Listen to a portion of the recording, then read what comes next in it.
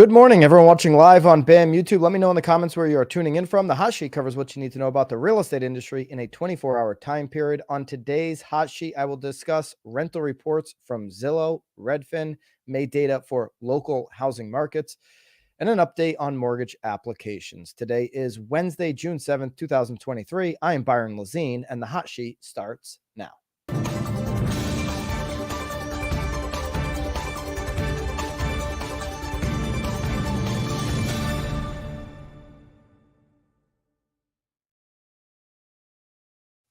All right, I want to lead off with rent prices and dig in as deep as we possibly can. I think it's putting Powell in a pickle move as the June 13th and June 14th FOMC meeting is looming. Markets are uncertain all of a sudden whether there will be a pause in rate hikes, a skip, and they continue to raise those rates later, or whether they will just go ahead and raise rates again. You can see the market is reacting to that uncertainty as we lead up to June 13th and June 14th. And rent, as we know, makes up the largest amount of inflation in the Fed's fight to get inflation back down to 2%.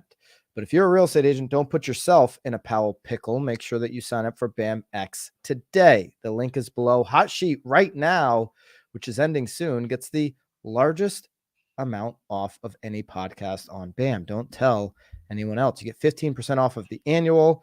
Comes out to less than a cup of coffee a month. Become a better agent. We will show you how to do it, while everyone else only will tell you what they think you should do. We've got original courses uploaded today, and every single month we upload new courses. I'm doing a live stream in the private group on Thursday, which is tomorrow. So make sure you sign up before then.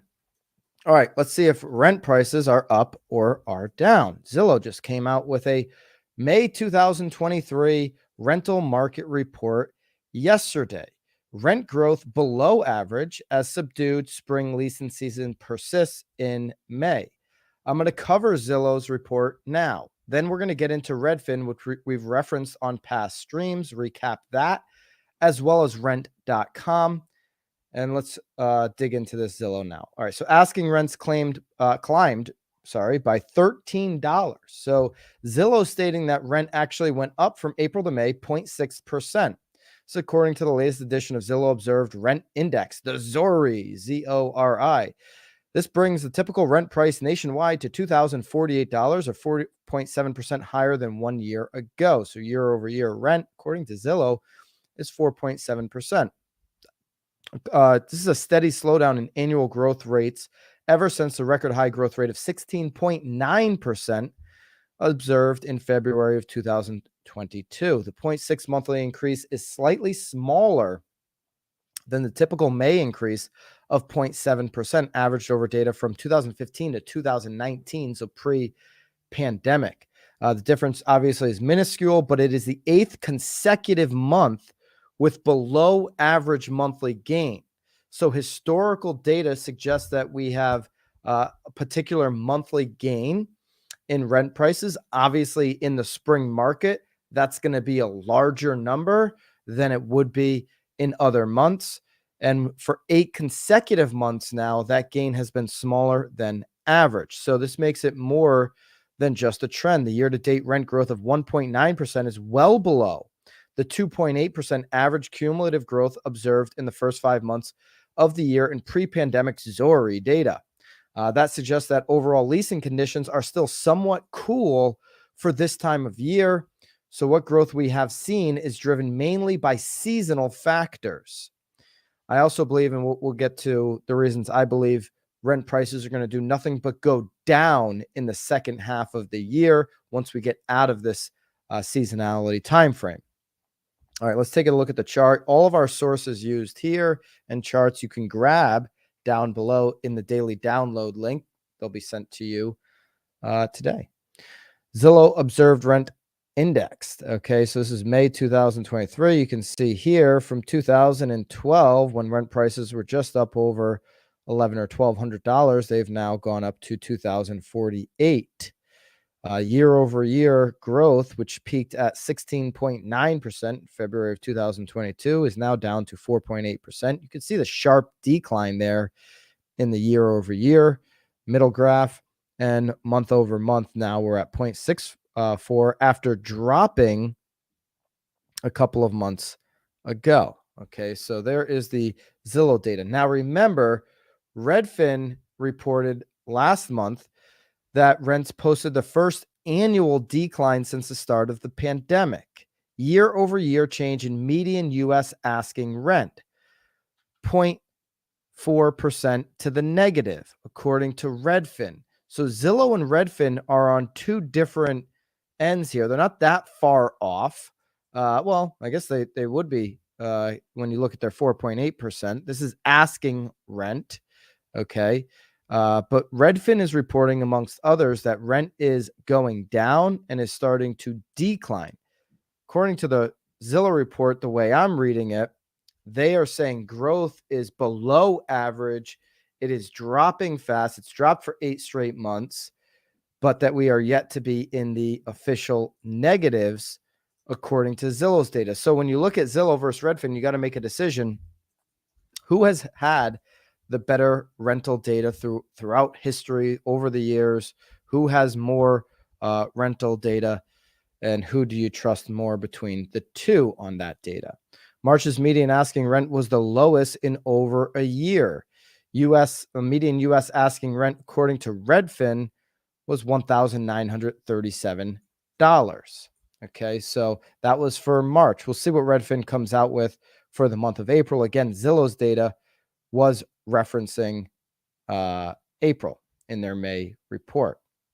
Let me just check that, make sure I've got that right on Zillow. May 2023. Yeah, so April to May. So that they're referencing April, and the data that we have currently updated from Redfin would be in March. Going back to Zillow on their subdued increases, but still stating an increase in rent. Monthly changes for affordable cities. Providence was 1.6% increase. Cleveland was 1.4%. Chicago was 1.2%. St. Louis 1.2%. San Diego 1.1%. These monthly data are consistent with a trend of strong demand growth in more affordable cities, especially in the Midwest. The slowest monthly growth in rent was observed this May in Portland. It was a negative 0.1% increase. Well, not an increase. It was negative 0.1%. Atlanta had 0.2% increase. New Orleans 0.2%, LA 0.3%, and Austin 0.3%. So those were the slowest growth in rent. They put Portland in there at negative 0.1%. That wouldn't be a growth. That would be a decline. Annual rent growth remains fastest in the Northeast and Midwestern markets. Okay, so Boston has a growth of 7.8%. Myself and Lisa Chinati went through this on Knowledge Brokers because I'm making the claim that rent.com is making, that Redfin is making, that apartments.com is making, that Barry Sternlight of Starwood Capital is making, that rents are going down and they're going to continue to go down as inventory comes onto the market in the rental market throughout the year, which we know there's a glut of that about to hit in the second half. So she's like, well, not in Boston. Boston is up. Zillow's validating what Lisa and Shania said on at Knowledge Brokers podcast. Boston up 7.8%. Cincinnati 7.7%. Providence 7.4%. This is on annual growth now. Kansas City 6.9%. And Louisville 6.8%. So that beats Zillow's annual growth of 4.8% year over year.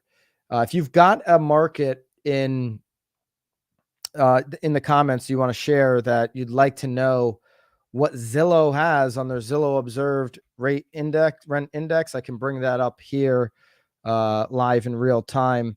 What the year over year or month over month numbers came in at. Be happy to do that. Just drop it into the comments. And as we see those, I will go to the index. All right. So why rent prices have dropped for the third straight month. This was a CNBC headline back in March. So while I've been saying rent prices continue to drop, it's because of data like this. Despite what Zillow's recent report says, rent.com, which specializes in rentals, obviously, stated back in March that U.S. rent prices decreased 0.25% from January to February 2023. It's the third straight month. This was back in March. Okay. As of February 12th, of the 50 most populous U.S. cities that have declining year-over-year rent prices, according to rent.com, they put Oklahoma City at the top at negative 15.71%. Jody, who's just in the comments from Oklahoma City, I think this would make sense because Jody shared with us that you can get new construction over 300,000. So if I can get new construction at 280 or something like that, I would anticipate rent prices to go down. Austin, 6.51%. New Orleans, Phoenix, Minneapolis, Dallas, Baltimore, Houston, Birmingham, Chicago, Denver, and Virginia Beach all down on rent prices. This is according to rent.com. Okay. Of course, we've talked about Barry Sternlight a whole bunch. Barry Sternlight, the CEO of Starwood Capital, has got a net worth of $4.6 billion. He says inflation is going to drop, and it's going to drop hard. We've talked about that on previous live streams. The reason he says this is very simple. He's got 125,000 doors in Starwood Capital that they track. And per his analysis and models that he's run out across the country, he says year-over-year rent growth is on this downward decline. This looks like the Zillow chart, right? Zillow chart had it up all the way as high as 16.9%. Barry Sternlight's data does not show that. He had it as high as 10% and then dropping under 6% here on this chart. While the CPI shelter data shows it continuing to go up because of the old data that they use, because of the outdated surveying methods that they use. In a Squawk Box interview, Barry Sternlight pointed this out. He stated that the economy is slowing on its own. He also said the biggest reason for that is because of this rental data that hasn't come out of inflation yet. Shelter is 1/3 of the CPI. So if you make that correction and you bring in headline inflation down, you'll likely see in late summer and early fall, now we're approaching the end of summer, that this will drop down even below 3% on inflation. So all else being equal, inflation is going down. Okay. In his rent data, Sternlight said it comes from a national rent database. Also, with his 125,000 doors, they can also use as a model. It's not uniform across the country, but it's a pretty good indication because of the major markets that they are modeling. When rents were up 20%, that's what really drove CPI. Okay. Sternlight did not comment on what falling inflation means for real estate market, commercial or residential, but it's clear that both sectors within the industry are extremely sensitive to rate hikes. So obviously, if rents do come down, we will see, probably a little bit of alleviated pressure in both residential and maybe even commercial with their ability to refi, even though they're in a much different position. All right, markets with the most units under construction for rental apartment buildings. This is an insider chart. You can see there you've got some Texas, Arizona, and you got some East Coast. You've got the Carolinas, Georgia, and then that, of course, Manhattan, tri-state area, Long Island, northern New Jersey, Manhattan, and that whole area with the most units under construction across the country. We have a higher inventory coming to the market in apartments than we do certainly in housing. Okay. The end of 2023 is when most of this inventory is going to hit the market. So vacancy rates are they were up 5% in December. They're now up over 6%. Okay. So that's another indicator that we're going to start to see rent prices come down. Remember how low they were during the pandemic? They were actually like almost non-existent, right? And so right now, that's because nobody really can move. Right now, the exact number on, let me find it here. It's over 6%. It was it's at 6.4%. The first quarter. So coming into the first quarter at 5%. So vacancy rate continues to go up. It's the highest rate since the second quarter of 2021. And then obviously that number started to drop as we worked our way through the pandemic. All right. Any markets here you want me to check before we move on? I can't read that. Haley, what's that say? In Atlanta, they're looking at converting some of the vacant office buildings to residential. Yeah, so this whole in Wall Street Journal's reported this, where they're looking at office buildings into residential. The big problem with that is going to be the cost of conversion, which is going to push a lot of that into a luxury price point. So it doesn't solve the problem that we have, which is affordable housing. Now, what may happen over time, you may see some of these commercial office buildings Bloomberg just reported one that major companies expect that they're going to give up half of their offices over the next couple of years.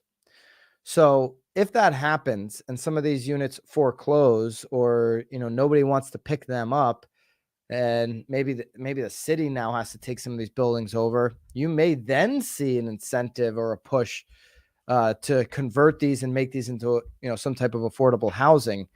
But right now, if you're just going to go in there as a developer and take an office building and convert to residential, that's going to be luxury all day because of the cost of that conversion. But yeah, other cities, including Atlanta, are looking at that. Any rent index that we want to look at, Haley, or no? Okay. Sounds good to me. Let's move on to an early look at the local housing markets in May. This is according to the Calculated Risk Substack. Pretty good newsletter that's out there from Bill McBride. Okay. So look at the very few early reporting local markets in May. Bill McBride is tracking about 40 local housing markets in the U.S. Some of the 40 markets are states and some are metropolitan areas. Closed sales in May were mostly for contracts signed in March and April, obviously, and 30-year fixed rates in that time frame were 6 to 6.5%, compared obviously with the 4 and 5% the previous year as rates started to go up. Okay. Northwest MLS statistics for May show the area-wide median price of $615,000 is down 6.8% from a year ago, where it was at $660,000. Do we have anybody from Northwest MLS in here on the live stream? Let us know. It's up nearly 10.4% since January, where median sale prices were $557,000. The sales figure reflects sales of single-family homes and condominiums across 26 counties. Median prices have continued to decline year over year in the overall Northwest MLS service area. How does this compare to your MLS? Love to know that as well. House hunters could choose from 9,079 active listings in the MLS database at the end of May, which is the highest level since December. Compared to a year ago, there are about 3.2% more listings. This is, of course, coming off all-time lows a year ago. Despite the increase, inventory is certainly tight, 1.44 months of supply. That's well below the 6 months that we need to state a normal market. Las Vegas Realtors, LVR, reports local home prices are on the rise, but still below last year's peak. LVR housing statistics are for May 2023. LVR reported that the median price of existing single-family homes sold in Southern Nevada through its multiple listing service through May was $442,000 plus. That's up 2.8% from $430,000 in April. Let's take a look now at some of these new listings in May for certain markets. Okay, Denver here. New listings, May 2023, 5,100 compared to 7,300 in May of last year. That's down 29.4%. Las Vegas, 3,300 new listings, while May of 2022 saw over 5,100. That's down 35%. Northwest MLS, down almost 30%. And San Diego's down 41.1%, coming in at 2,400 new listings when they were over 4,000. So when you take those four markets, it's a cumulative impact of being down 32%. This new listing data is what continues to hold us back. We talk about it every single Monday on these streams. We've continued to see it trend towards all-time low. Okay, closed sales in May also down. Less, though, than where we're seeing new listings. So it makes sense to me. If you had more inventory coming on, certainly in affordable price points, then we would see these closing numbers potentially go up, especially in those competitive situations. Total between Denver, Las Vegas, Northwest, and San Diego, closings are down 26.6% year over year. Is your market above or below, let's call it the 25% mark for closed sales from this time last year? Okay. And here we have existing home sales for the across the nation here for 2022 and 2023 seasonally adjusted annual rate. That chart is down below for you. You can see 2022, certainly January, well above this January. And then we've started to catch up here in February, March, and in April. So that's an early look at May numbers. Obviously, getting some of the big reports from Black Knight and Case Shiller were well off of seeing May reports. They're going to be lagging for quite some time. But I thought this was a nice inside look at some local markets.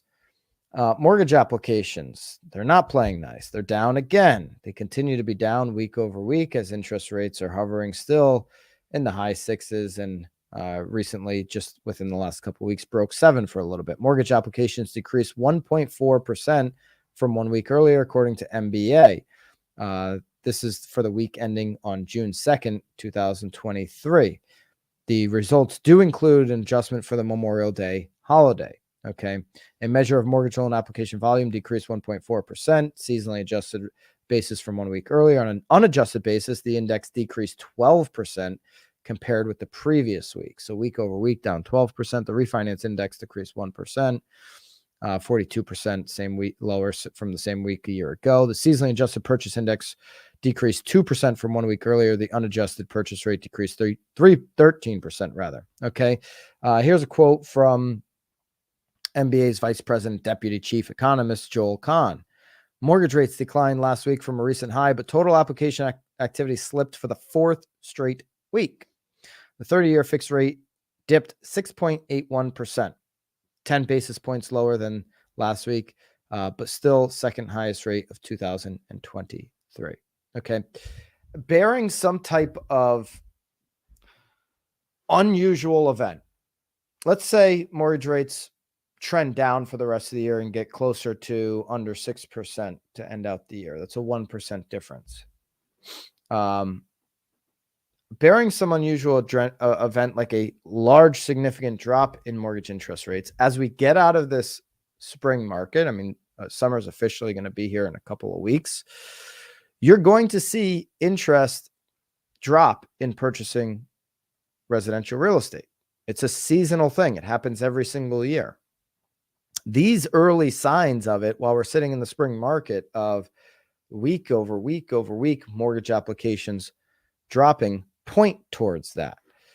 For those that are in the housing industry, in the real estate industry, take this into consideration on how aggressive you're going to be with going out there and getting the business that you want, that you desire, that you need throughout the rest of the year, because this trend is going to continue. I keep talking about quarter four being similar to last quarter four, maybe even worse. This is another signal of that when you play it out throughout the rest of the year. All right, quickly, a little economic update. We're going to take a look at the 10-year as well as the 30-year fix, but I do have a quote from Goldman Sachs I thought was relevant to share. Goldman Sachs, we have cut our judgmental probability that the U.S. economy will enter a recession in the next 12 months back to 25%, undoing our upward revision to 35% shortly after the SVB failure. So starting to basically say less of a chance of a recession, according to Goldman Sachs. They're calling it a 1 out of 4 chance that we will see recession. We're going to see what on the 13th and the 14th Jerome Powell and the Fed do with the information at their hands, and if they're going to increase or pause or go ahead and completely skip and end the rate hikes. The 10-year today is sitting up so far on the day at 3.7%. Here is the 1-day look here. You can see that this is up. We were sitting below last night, 3.675. Now we're up over 3.7. The 1 week look, 5-day look rather, We've been hovering around that high 3.6 to 3.7 range. So not much of a difference there. I wouldn't expect much of a difference in the 30-year. And yesterday was exactly the same as the day before at 6.89 on the Mortgage News Daily Survey. So we've been pretty tight here as we got under 7, sitting between, let's call it 6.85 and 6.95. So really an average of 6.9 right now on the 30-year fixed. All right. Hope you enjoyed this. If you did, please consider subscribing to the channel. Check out BAMX right now. Hot sheet code gets you 15% off the annual. That will be coming to an end pretty soon. Be dropping down to either a lower number or going away altogether. Jody, thank you, Jody. I appreciate you. Share this with somebody who could use a 24-hour look back on housing, and we'll see you back here tomorrow. Until then, toodaloo.